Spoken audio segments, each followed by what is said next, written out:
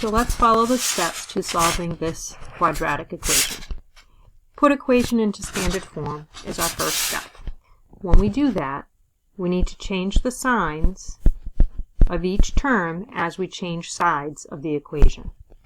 That gives us 2x squared minus 5x minus 1 equals 0.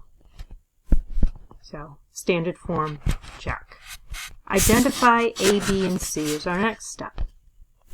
A, B, and C, when it's in standard form, are the values in order, where A equals 2, the coefficient of x squared, B equals negative 5, the coefficient of x, and C equals negative 1, the constant, or the term that stands alone. Plug into the formula, where x equals negative b plus or minus the square root b squared minus 4 times a times c all over 2 times a. So I'm going to plug in my values. B is negative 5, a is 2, c is negative 1, and a again is 2. Now simplify. Here we need to be careful to check and follow all of our sign rules and carefully go through the simplify process. So the double negative in the front simplifies to a positive 5. I still have plus or minus. Under my radical, the negative 5 squared, that term always, when simplified, will be positive, as stated before, because a negative times a negative is a positive. And our next step, the three numbers being multiplied, negative 4, positive 2, negative 1. Since there are two negative signs, we're going to be adding our product. 4 times 2 times 1 is 8. All over 2 times 2, which is 4. Continue to simplify. I get 5 plus or minus the square root of 33 over 4. And now split into two solutions.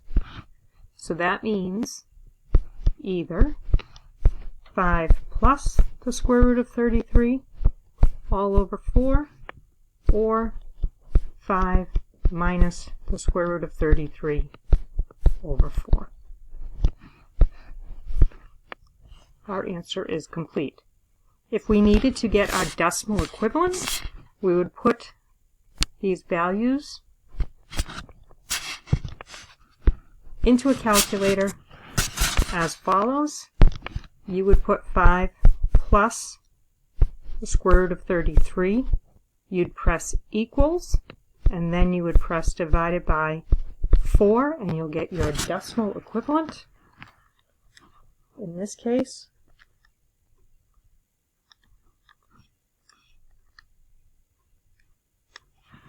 you would end up with approximately 10.74456, so 446 divided by 4, rounding off to the nearest hundredth at 2.69, and for 5 minus, the second possibility,